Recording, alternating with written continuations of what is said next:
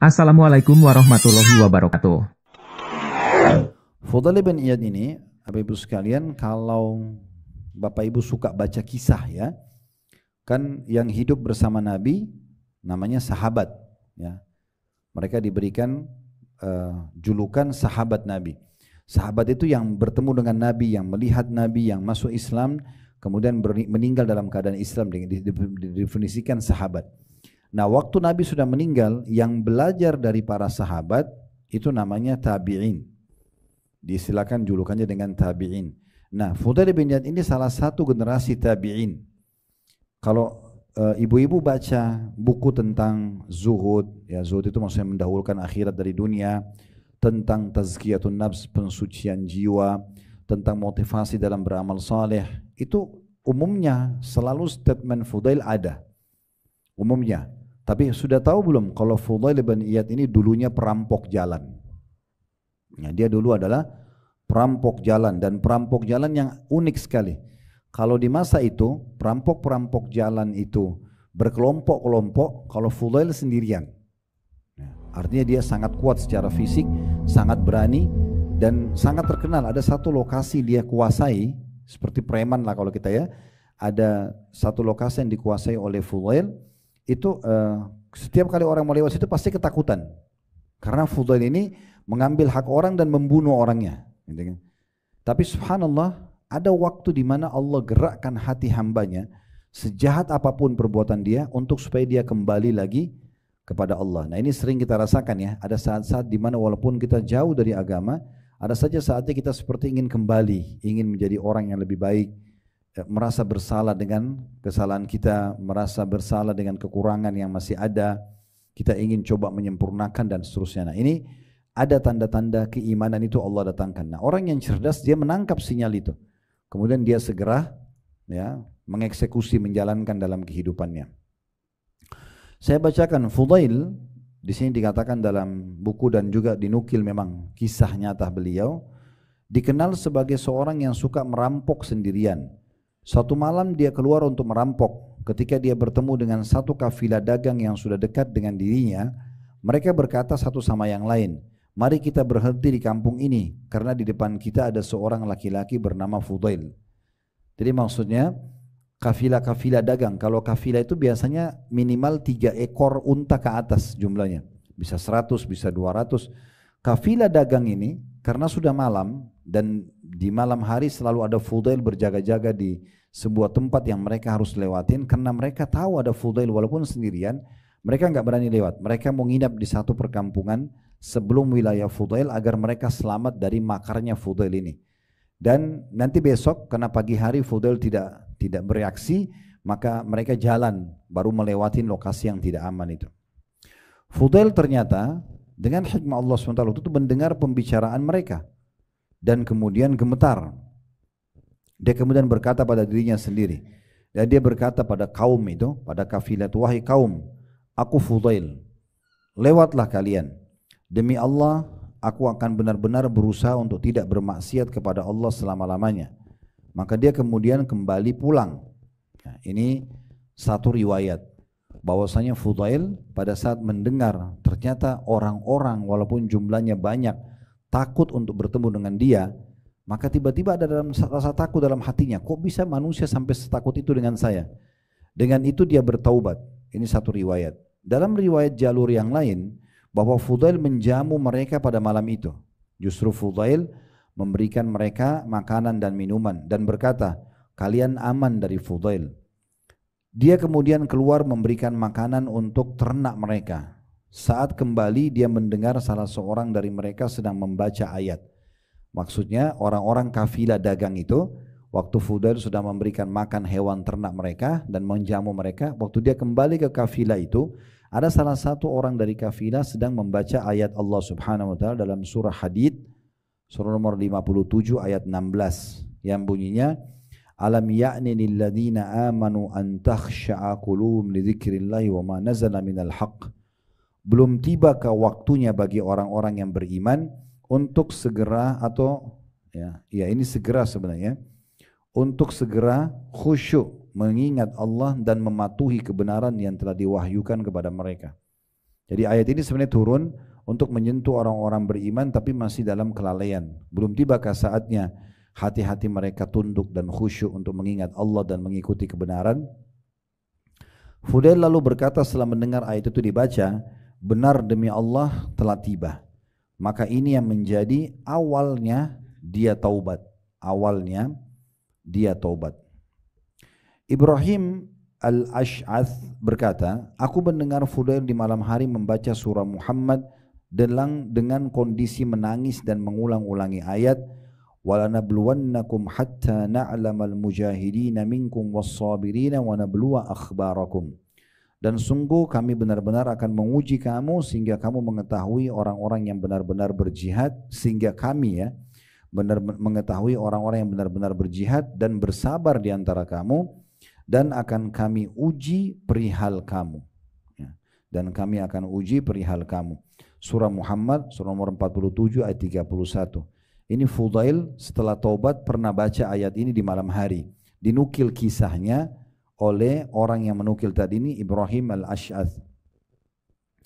Lalu dia membaca atau dia mengucapkan, maksudnya Fudail, dan akan kami uji perihal kamu. Dia mengulang-ulangi potongan akhir ayat. Dia terus mengulang-ulanginya lalu berkata, dan engkau akan uji perihal kami.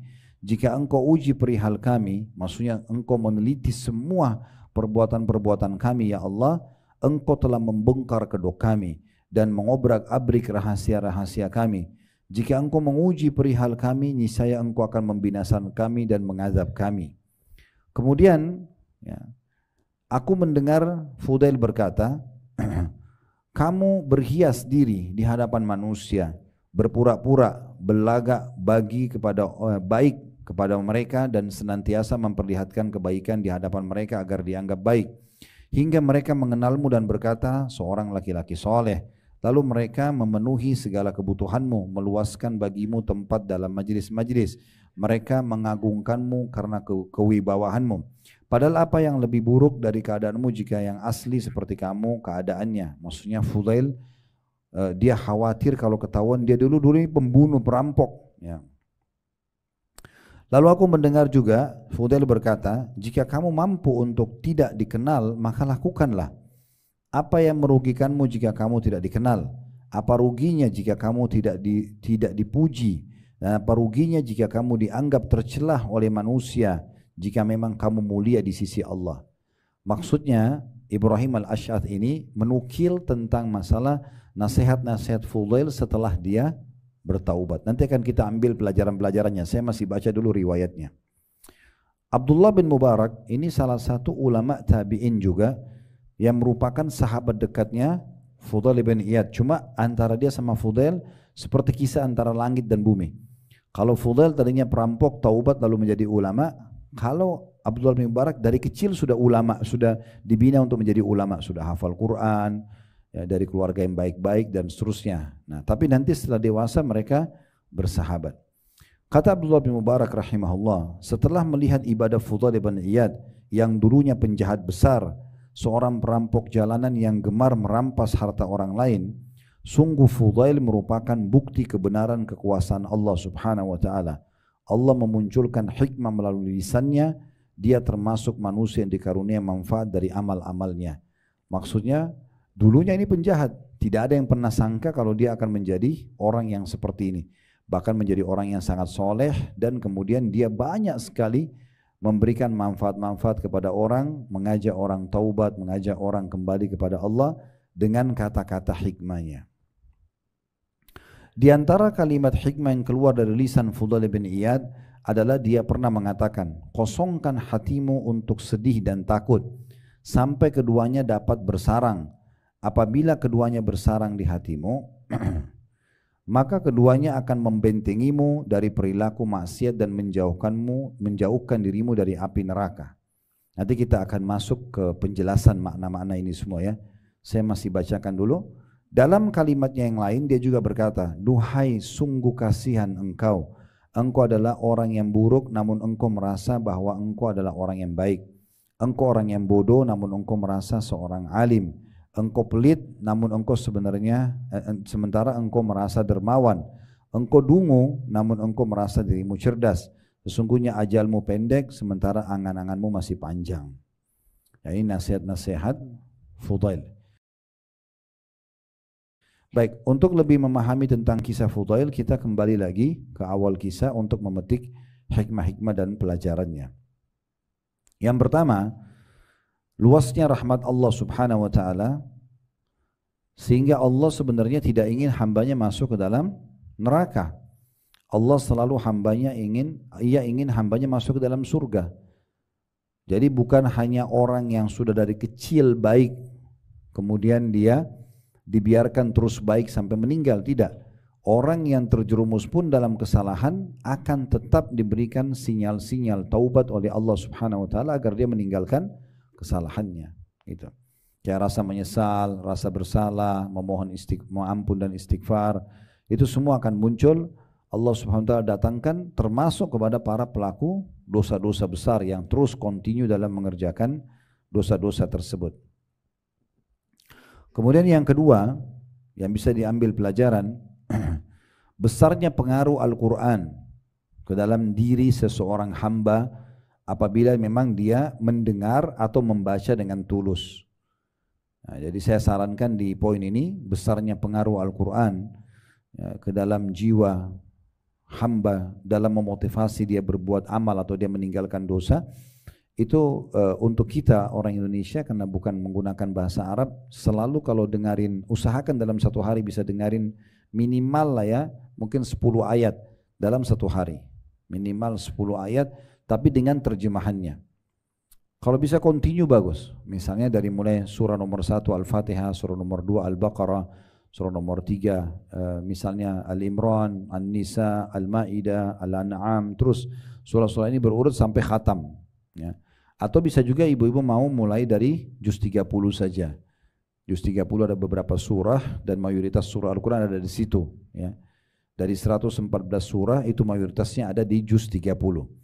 Nah itu bisa, dan surah-surah pendek bisa dengar misal tentang zalzalah atau surah Ad-Duha atau tentang surah Al-Masad. Dengarin ayatnya, dengarin terjemahannya. Nah mendengarkan terjemahannya ini, itu kalau ibu tulus dalam mendengarkan bisa melunakkan hati. Sekeras apapun Al-Quran itu bisa melunakkan hati ya. Ada satu doktor dari Ummul Qura namanya Dr. Muhammad. Beliau pernah ke salah satu negeri di Eropa, dia ingin menekuni bahasa Inggris, kemudian dia tinggal di sana beberapa waktu. Dia bilang dalam cerita dia yang saya ingat, yang saya tangkap dalam penyampaian pengalaman dia bilang kemudian saya bertemu dengan seorang pastor dan beberapa misionaris Kristen di pinggir jalan sedang menawarkan agama Kristen. Kemudian saya berdialog ringan sama mereka, tapi di antara dialognya adalah dia bilang saya coba membacakan ayat Al-Quran dalam bahasa Arab, mereka tidak ngerti, dan saya juga coba menyusun kosakata dalam bahasa Arab tapi bukan ayat Al-Quran. Lalu saya minta mereka membedakan kira-kira menurut mereka apa. Maka dia bilang waktu saya bacakan pertama lantunan-lantunan susunan bahasa Arab tapi tidak ada, bukan dari ayat Al-Quran. Kemudian yang kedua saya baca ayat Al-Quran tanpa saya tambah dan saya kurangi. Lalu saya tanya ke mereka, kira-kira menurut kalian setelah mendengarkan yang saya ucapkan dalam bahasa Arab, apa pendapat kalian? Tiba-tiba mengagetkan, mereka para misionaris itu mengatakan, kalau yang kedua yang kamu bacakan, kami yakin itu wahyu dari Allah. Karena bisa menyentuh pada saat dibaca. Ada beberapa anak muda di Amerika sekarang lagi banyak diangkat di medsos, mereka keliling-keliling sambil membawa headsetnya dan dia mengajak orang-orang yang dia bisa temui dari non-muslim untuk dengarin ayat Al-Quran. Beberapa ayat saja, tanpa terjemahan bahkan.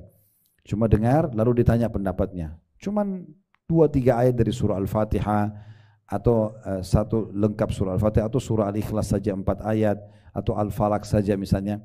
Setelah dengar, orang-orang yang di pinggir jalan tidak tahu mau berbuat apa. Dia dulu cuma bilang, coba kamu bisa dengar nggak ini? Kemudian beri saya pendapat kamu. Umumnya dari 10 orang yang diadakan eksperimen, 9 orang itu semuanya mengagumi sambil mengatakan saya belum pernah rasakan ketenangan seperti ini, saya pengen tahu lebih jauh ini apa sebenarnya, dan begitulah.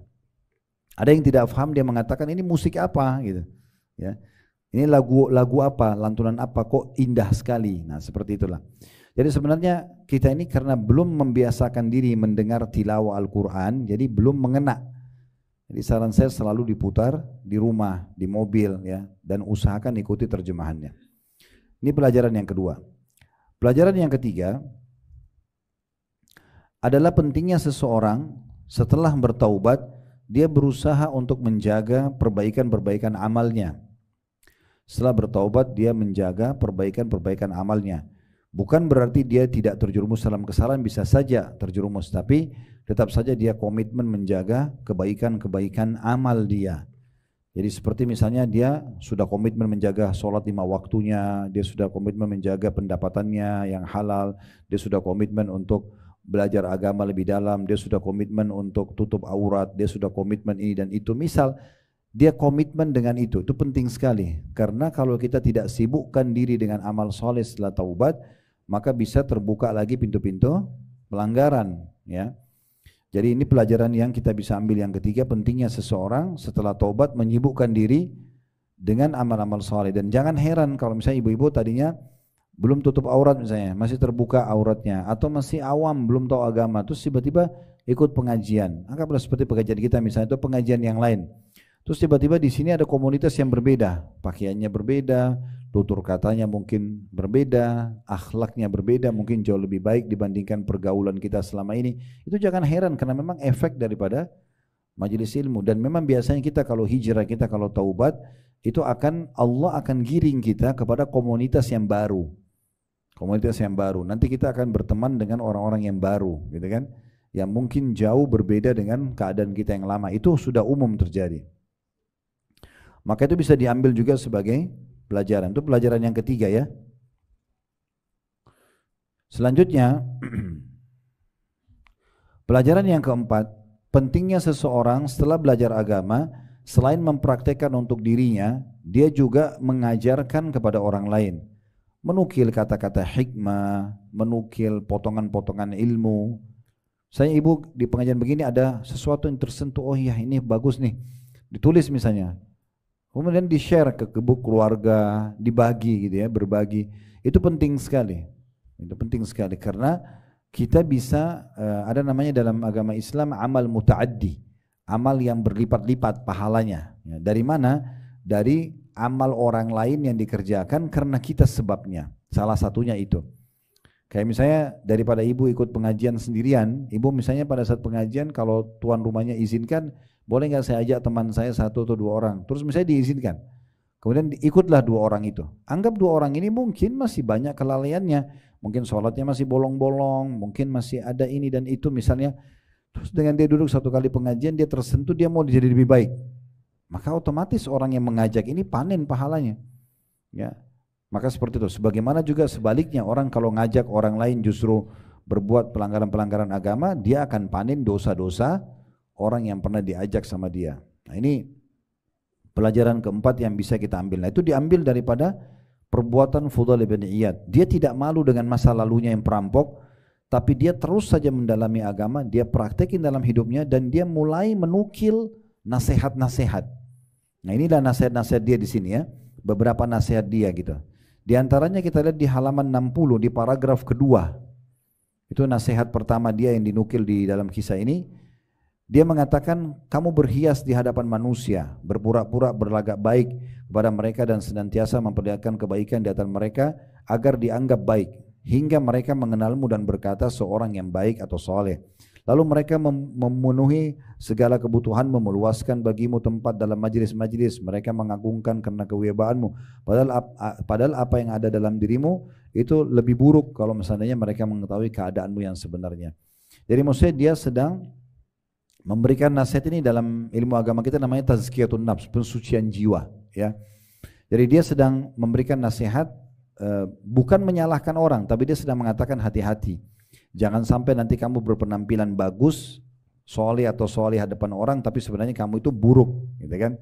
Berapa banyak orang begitu ikut di pengajian, penampilannya sangat bagus, tapi ternyata sebulan setahun kemudian ketahuan dia penipu, dia pembohong, dia suka ini dan itu misalnya. Maka ini tidak ada gunanya. Nah ini nasihatnya gitu. Jadi bagaimana orang itu harusnya tampil Sebagaimana orang mukmin itu tampil depan penampilan dia baik, senyum, ramah segala macam, itu juga dalam hatinya begitu. Tidak boleh dia berbeda antara muka sama hatinya.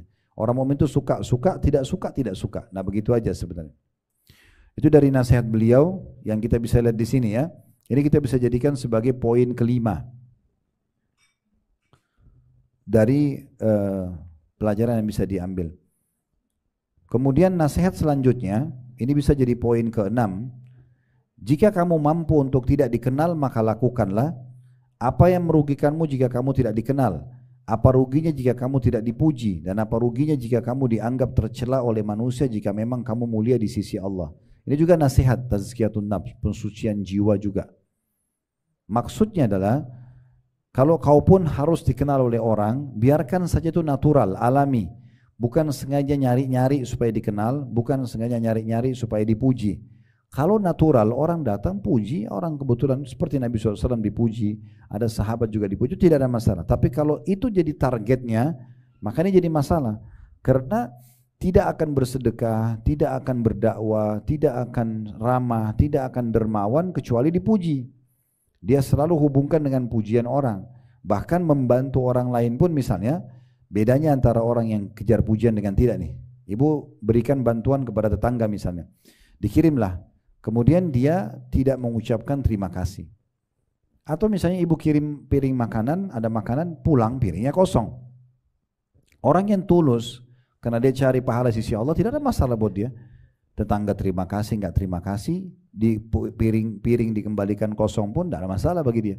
Karena bagi dia yang penting target sedekahnya sampai. Tapi kalau orang kejar pujian seperti yang dikatakan oleh Fudail di sini, pasti dia akan gerutu di situ. Ini orang nggak tahu terima kasih, masa dikirimin piring berisi kembalinya kosong, ya, misal dong. Atau misalnya orang dikasih sesuatu lalu orang itu pergi tanpa terima kasih. Masa kamu nggak ucapin terima kasih sih, misal contoh. Itu karena yang dia kejar pujian. Nah, Fudail sedang menyinggung itu. Kalau kau sedang bersedekah untuk Allah, berbuat baik untuk Allah, nggak usah kejar pujian manusia. Karena nggak ada ruginya kalau kamu nggak dipuji. Nggak ada masalah dengan pahala yang akan didapatkan. Nasihat selanjutnya, ini berarti poin yang keberapa? 6 kan?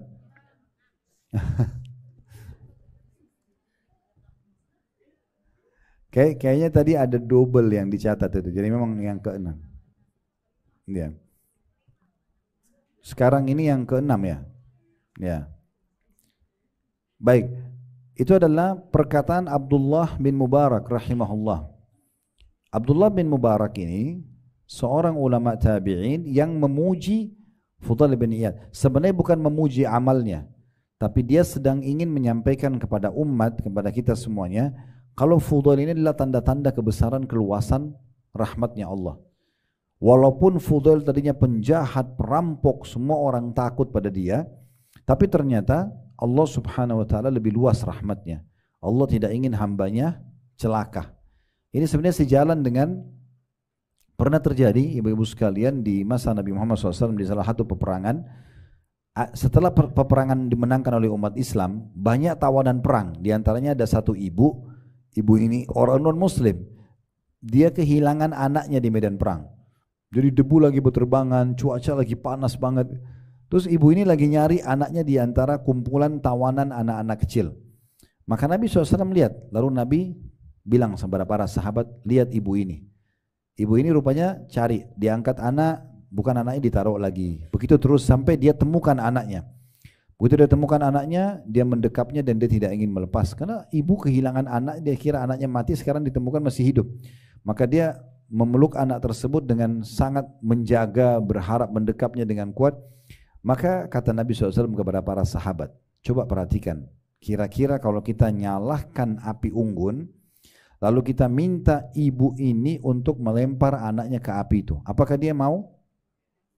Maka para sahabat mengatakan, tentu tidak ya Rasulullah. Apalagi setelah dia kehilangan anak, anaknya baru didapat. Gak mungkin kita suruh lempar di api lalu dia suka rela mau lempar anaknya. Kata Nabi SAW, sesungguhnya demi zat yang jiwaku dalam genggaman maksud demi Allah, Allah Tuhan kalian lebih sayang kepada kalian daripada ibu itu kepada anaknya. Maksudnya Allah tidak mau kita masuk ke dalam neraka. sebanyak apapun dosa yang dilakukan, Allah masih terus saja mengirim sinyal-sinyal kepada seorang hamba agar dia segera kembali ke jalannya.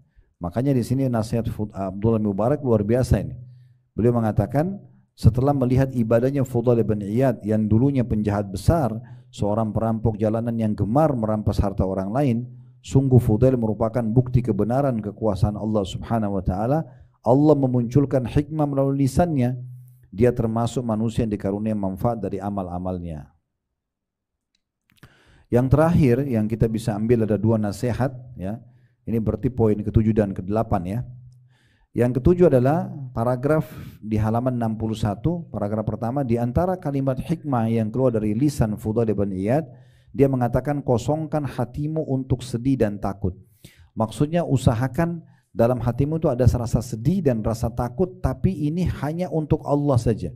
Sedihnya bukan karena dunia, tapi karena Allah. Misalnya dia sedih karena tidak sempat beramal soleh, dia sedih karena dia buat dosa tidak sempat taubat gitu ya. Sama juga rasa takut, takut akan hukuman Allah.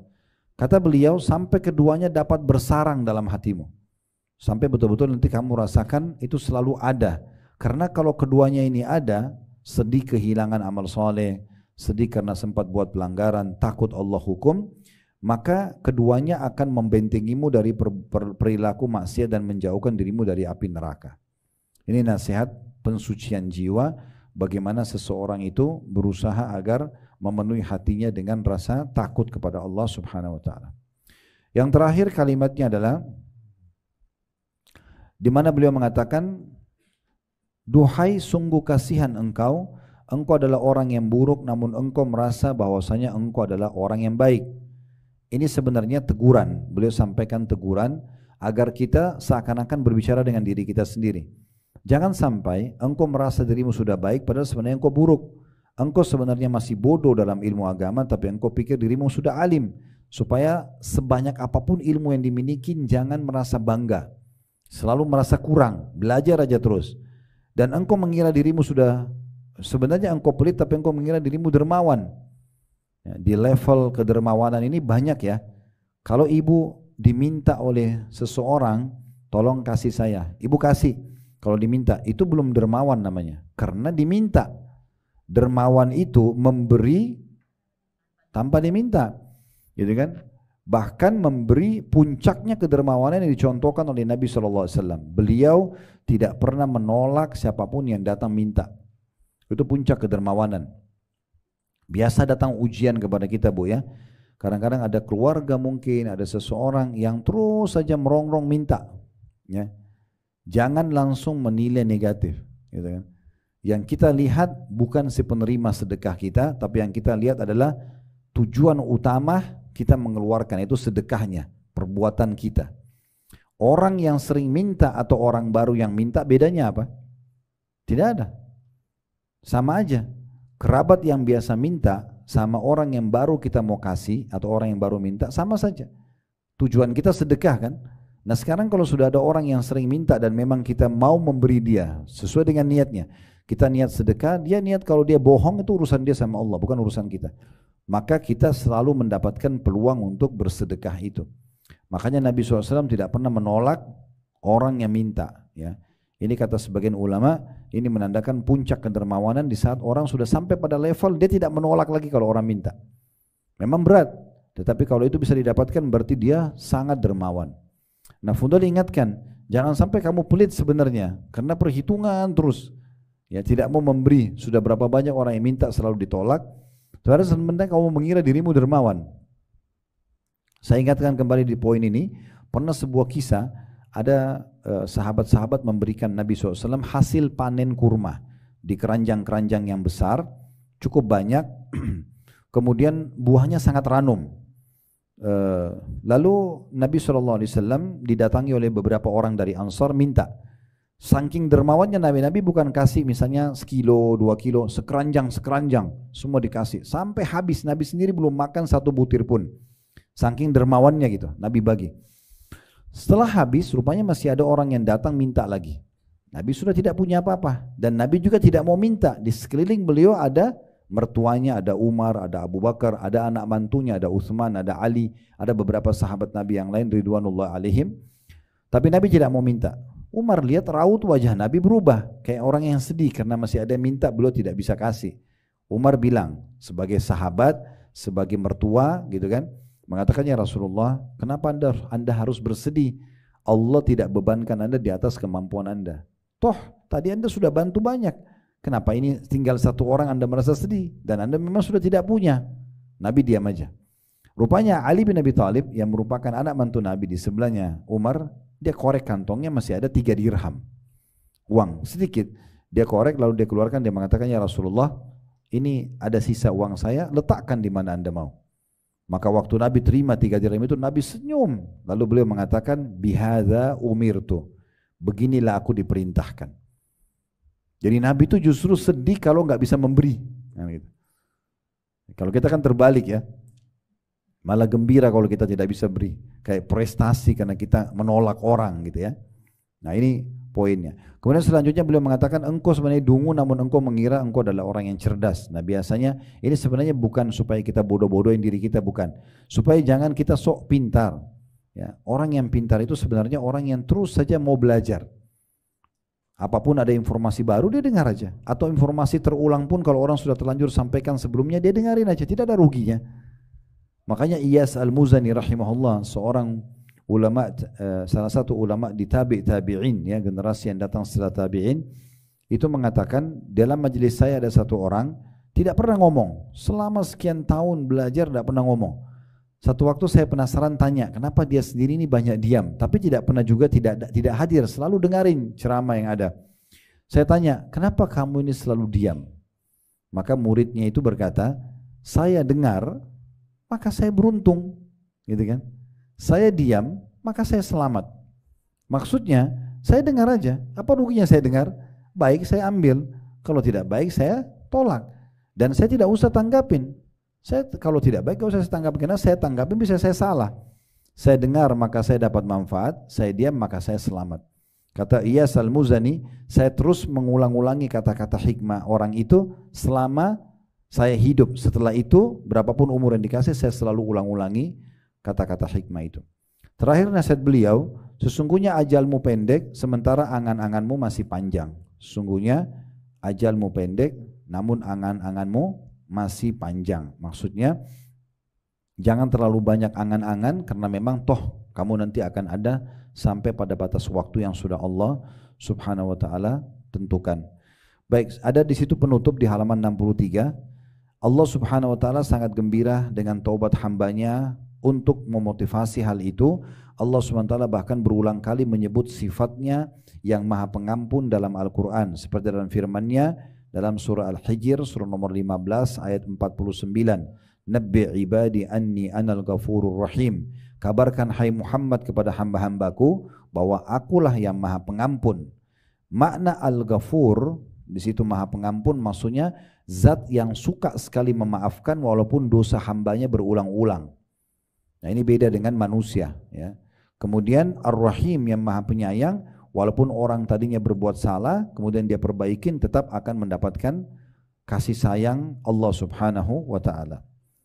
Dan dalam ayat lain dalam surah Al-Fath surah nomor 48 ayat 14 Allah berfirman, walillahi mulkus samawati wal ard yakfiru liman yasha'u wa yu'adzibu man yasha'u wa kana Allahu ghafurur rahima. Hanya milik Allah lah kerajaan langit dan bumi. Dia mengampuni siapa yang dia kehendaki dan akan mengadab siapa yang dia kehendaki. Dan Allah Maha Pengampun lagi Maha Penyayang. Dalam ayat ini, dalam surah Al-Fatih ayat 14, Allah menggambarkan Allah bisa mengampuni, Allah bisa menyiksa. Tetapi yang luar biasanya Allah lebih mendahulukan untuk memaafkan daripada menyiksa. Berarti kan rahmat Allah luas sekali. Karena di sini ayatnya Allah tutup setelah Allah bilang milik Allah ya kerajaan langit dan bumi, dia mengampuni siapa yang dia kehendaki, dia menyiksa siapa yang dia kehendaki, tapi Allah tutup ayatnya dengan dan Allah Maha Pengampun lagi Maha Penyayang. Berarti Allah lebih mendahulukan untuk memaafkan daripada menghukum.